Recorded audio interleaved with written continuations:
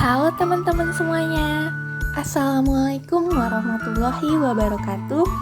Hari ini kita akan membahas materi kelas 4, tema 9, Kayanya Negeriku, subtema 1, Kekayaan Sumber Energi di Indonesia, pembelajaran kelima. Mari kita simak pembelajaran berikut ini.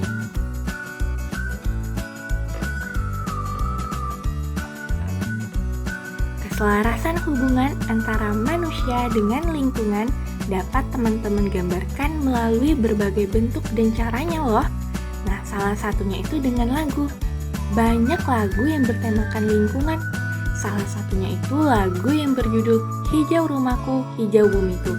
Nah, mari teman-teman kita dengarkan lagu berikut ini.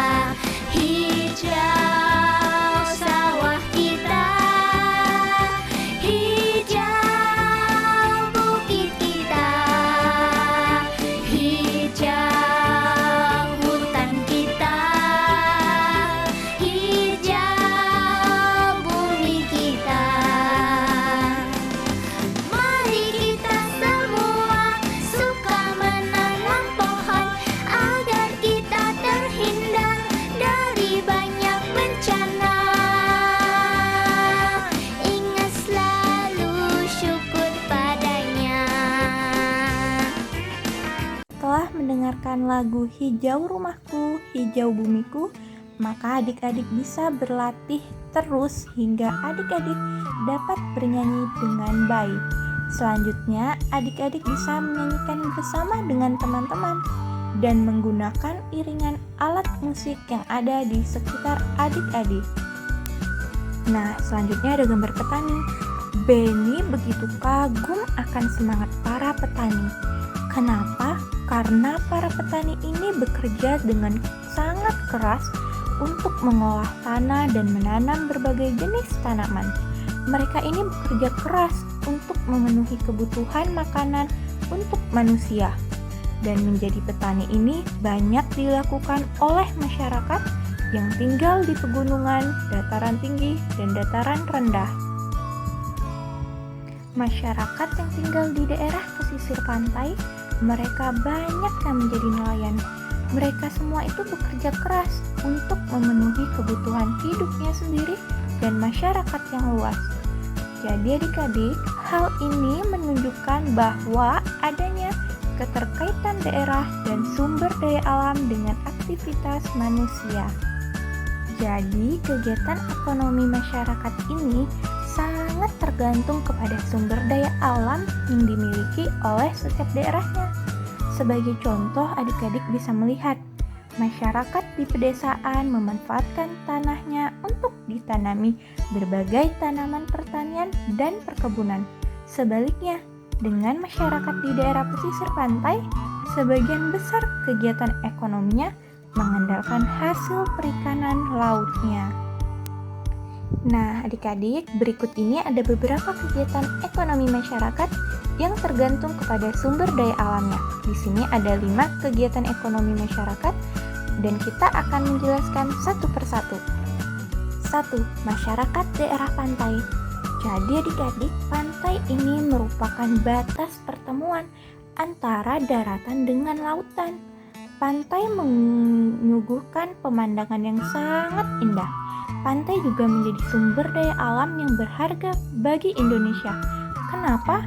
Karena adik-adik, di Indonesia ini memiliki banyak sekali pantai yang terbentang dari Sabang sampai Merauke loh.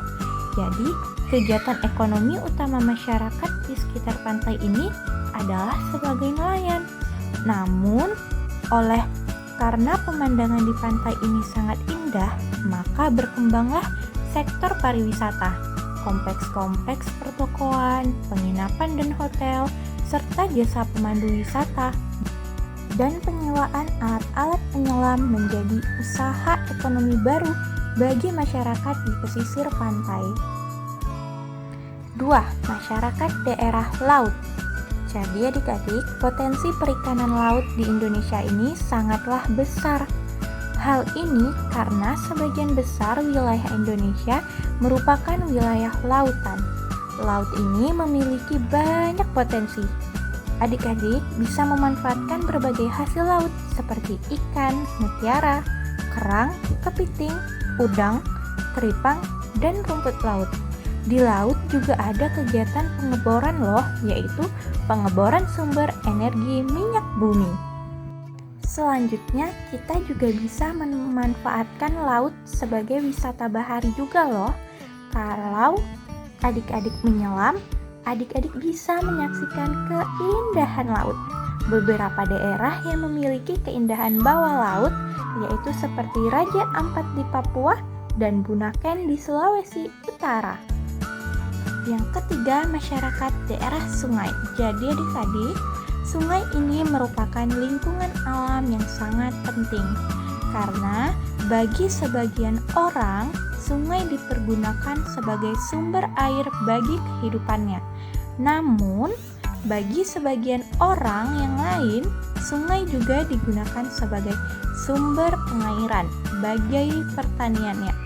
Sungai yang dibendung dapat dialirkan ke sawah-sawah.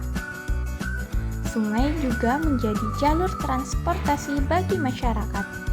Nah adik-adik, contohnya ada salah satu usaha ekonomi yang memanfaatkan sungai, yaitu dengan mendirikan pasar terapung.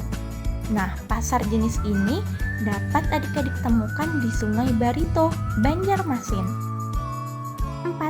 Masyarakat dataran tinggi. Nah, adik-adik, dataran tinggi ini itu merupakan wilayah datar yang memiliki ketinggian lebih dari 400 meter di atas permukaan air laut loh. Jadi, daerah dataran tinggi ini baik untuk menanam sayuran dan buah-buahan. Selain sebagai lahan pertanian, dataran tinggi ini juga merupakan tempat yang sangat cocok untuk tempat wisata loh. Karena daerah dataran tinggi pada umumnya memiliki udara yang bersih, sejuk, dan segar. Contohnya, dataran tinggi Dieng di Wonosobo, Jawa Tengah. Kelima, masyarakat dataran rendah. Adik-adik harus tahu bahwa dataran rendah merupakan bagian dari dataran yang memiliki ketinggian antara 0 sampai 200 meter di atas permukaan laut. Nah, seperti dataran tinggi, dataran rendah juga dimanfaatkan sebagai lahan pertanian. Selain itu, dataran rendah juga dimanfaatkan sebagai lahan untuk industri, peternakan, dan perumahan. Nah, di sini ada tugas ayo berlatih. Jadi, adik-adik mengumpulkan informasi tentang aktivitas ekonomi yang ada di daerah lingkungan tempat tinggal adik-adik. Selanjutnya, adik-adik mengelompokkan aktivitas ekonomi tersebut berdasarkan lingkungan alam yang cocok.